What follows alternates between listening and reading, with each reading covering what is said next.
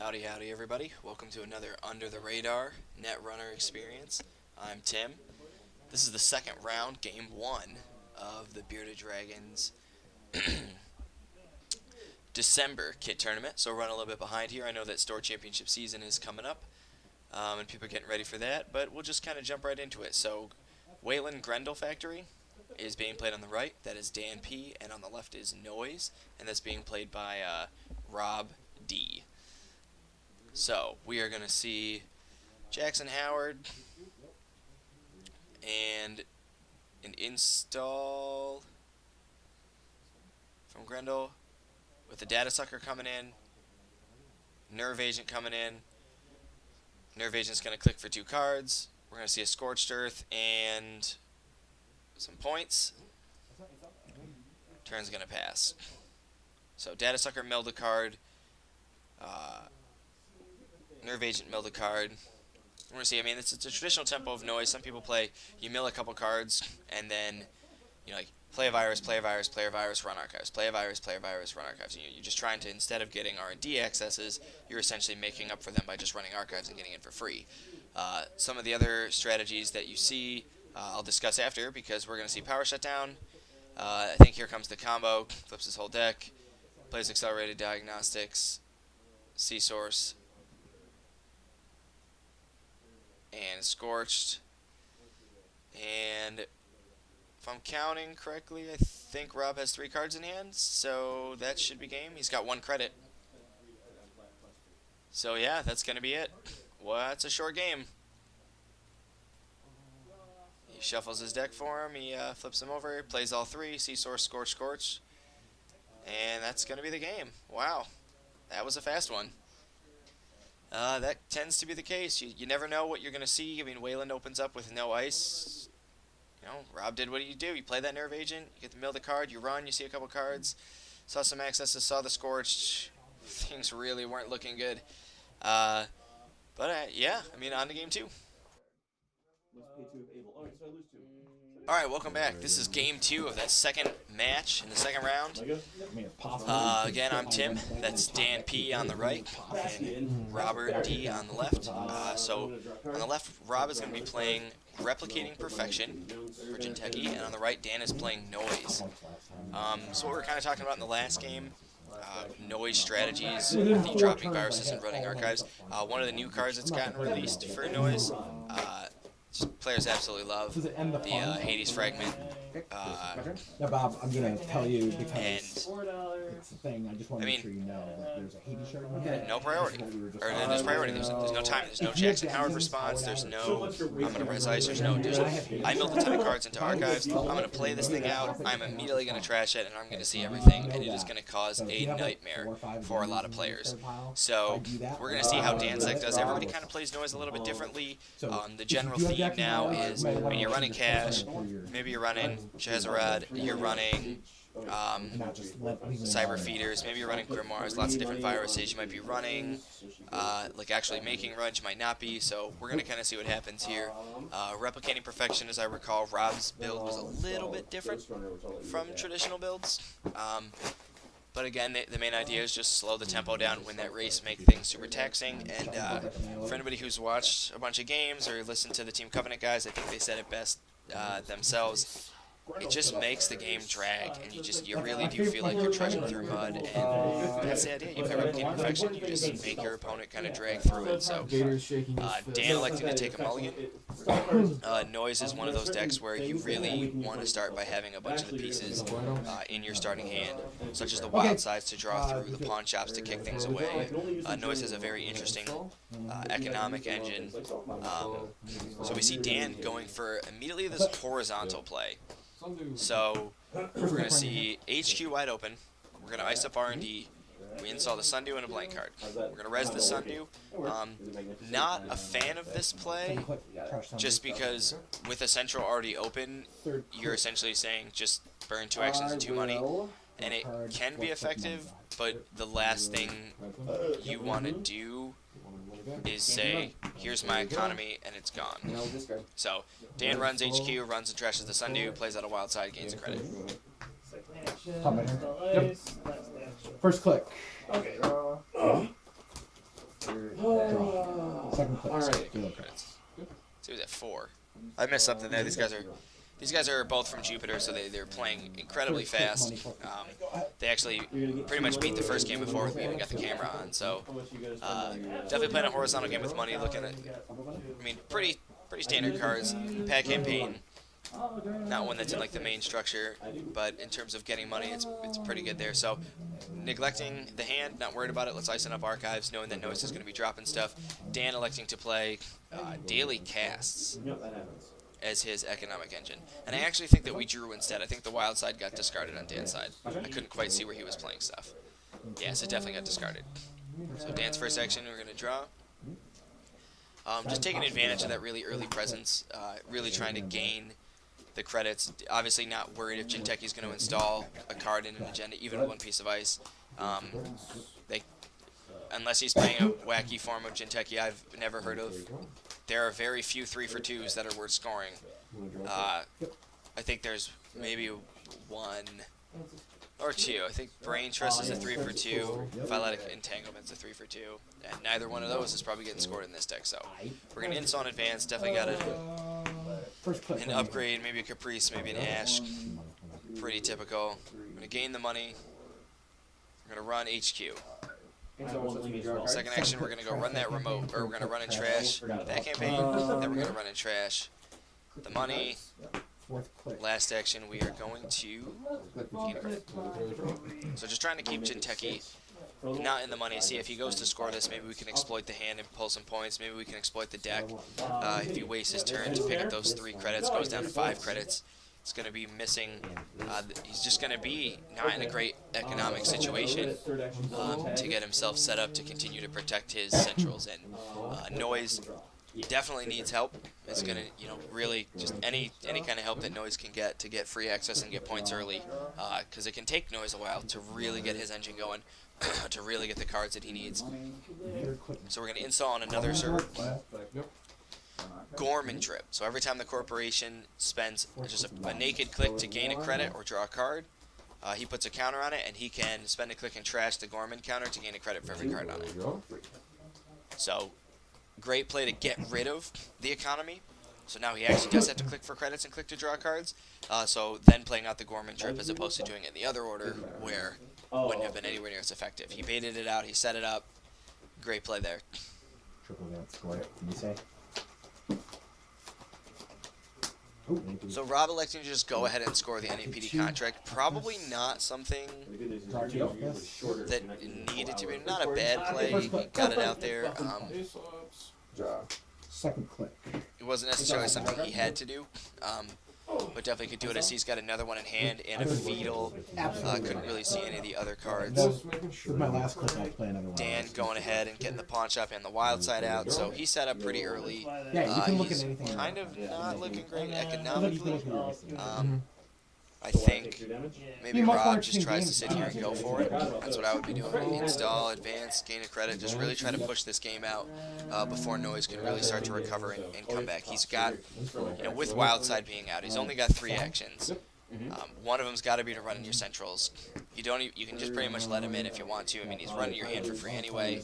The Fetal, he might take some damage and not be able to pay for it.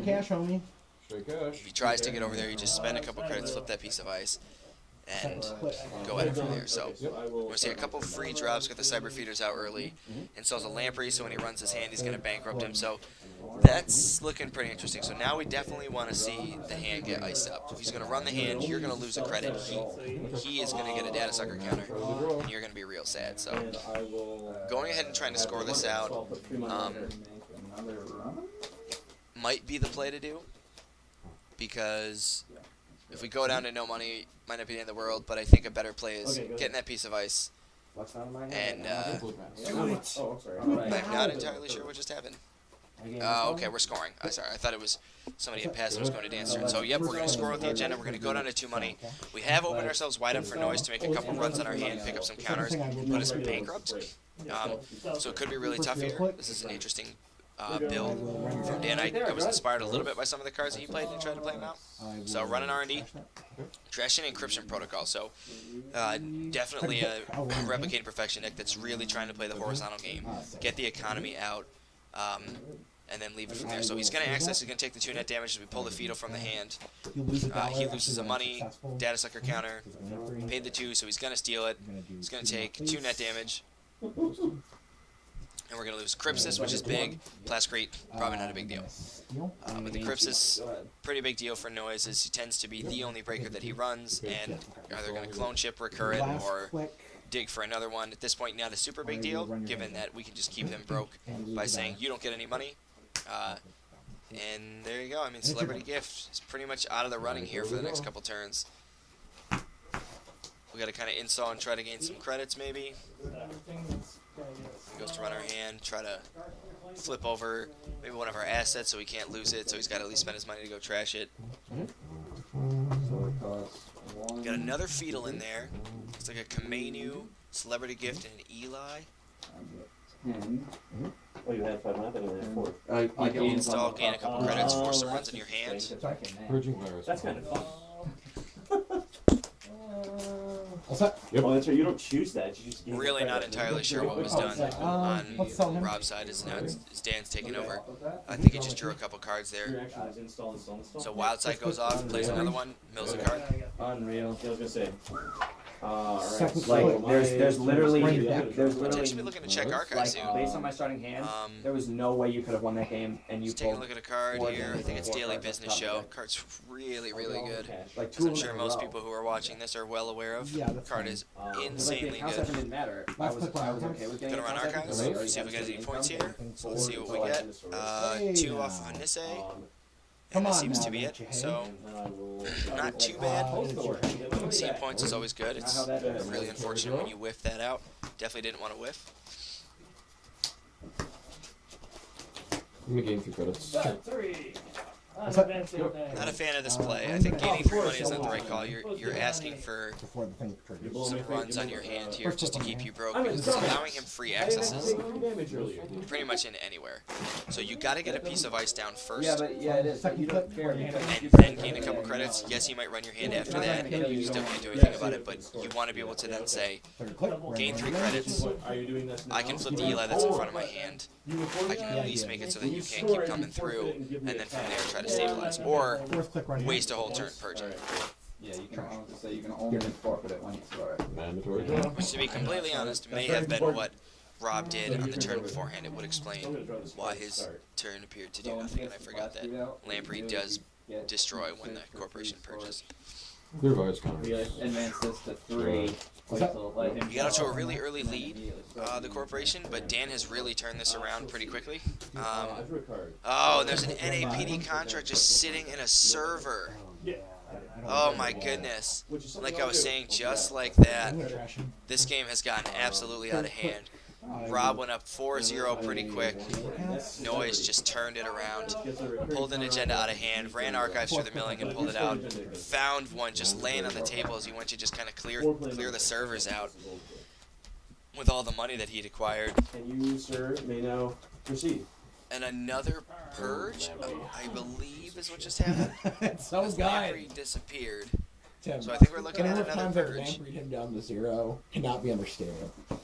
That sucks. I mean, I really don't think, no part of me believes that's the way out in this situation, especially looking He's at, having a you know, clear if you had virus done it counter when he for was at 2 one points, It sucks. yes, he would have run If you archives, want to wait for more yes, of he would have them, pulled those other 2 But points, the but whole town you would have, locked you know, you can be down. stabilized at this point. Now you're looking at a 6-4 board where what's that other, you there's another can't one that's trashed it if really you, score from here. I mean, he's gonna, if there's an agenda agenda on top of your deck, he's got it. If there's an agenda in your hand, he's gonna get to it. it. Anything he mills out into archives, he's gonna get. So, Did you take your turn? Yeah. so we gain a couple credits and install. Okay, so here we go. Alright. Better late than never. I'm gonna see if it can pull off here. So we see the imp. Card gets trashed. Comes in with the counters.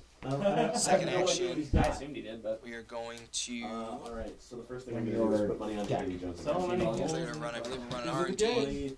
It's actually hard because I'm like, okay, what Third can I expect action. from you? Maybe try to play virus and trash it out. Third action. We're gonna run the hand.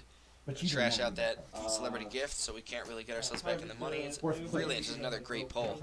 And just pick it up. I see we think we picked up a parasite. Mandatory draw.